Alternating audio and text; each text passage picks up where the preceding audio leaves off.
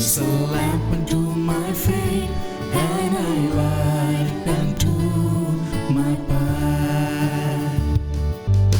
Thy word is a lamp unto my feet, and a light unto my path. First reading, a reading from the book of Deuteronomy chapter 30, verse 15 to 20. Moses said to the people, "Today I have set before you life and prosperity, death and doom.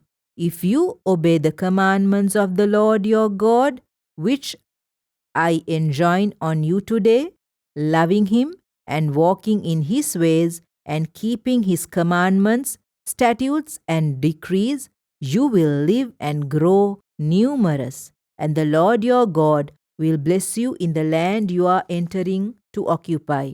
If, however, you turn away your heart and will not listen, but are led astray and adore and serve other gods, I tell you now that you will certainly perish. You will not have a long life on the land that you are crossing the Jordan to enter and occupy. I call heaven and earth today to witness against you. I have set before you life and death, and blessing and curse. Choose life then, that you and your descendants may live by loving the Lord your God, heeding his voice, and holding fast to him. For that will mean life for you, a long life for you to live on the land that the Lord swore he would give your fathers Abraham, Isaac, and Jacob." The word of the Lord. A reading from the Holy Gospel of St. Luke, chapter 9, verses 22 to 25. Jesus said to his disciples, "The Son of Man must suffer greatly and be rejected by the elders, the chief priests, and the scribes, and be killed, and on the third day be raised." Then he said to all, "If anyone wishes to come after me, he must deny himself and take up his cross daily and follow me. For whoever wishes to save his life will lose it, but whoever loses his life for my sake will save it. What profit is there for one to gain the whole world, yet lose or forfeit himself?" This is the gospel of the Lord.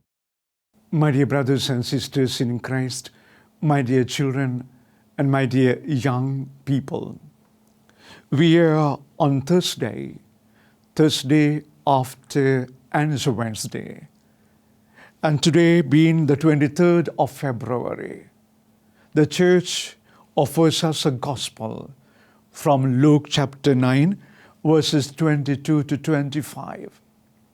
And this day, Jesus speaks about his own passion and death and resurrection to the disciples.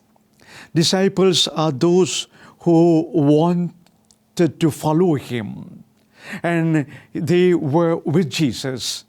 They are listening to him. Therefore, Jesus wants them to understand the real content, the meaning of being a true disciple of the Lord.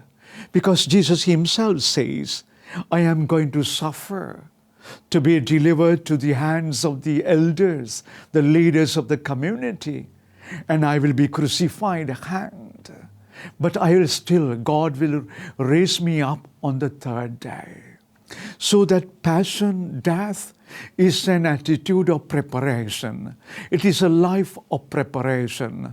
It is the path of preparation towards the salvation and resurrection. Therefore, Luke says and he quotes the words of Jesus. And Jesus says, if anyone wants to follow me, first thing that he has to do to renounce himself or herself. You cannot follow him if we are bound by our own desires, own feelings, and all designs.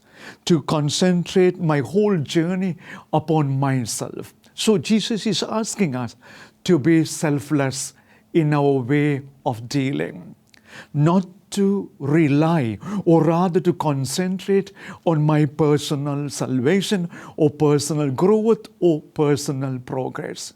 So therefore he's asking us to renounce ourselves first.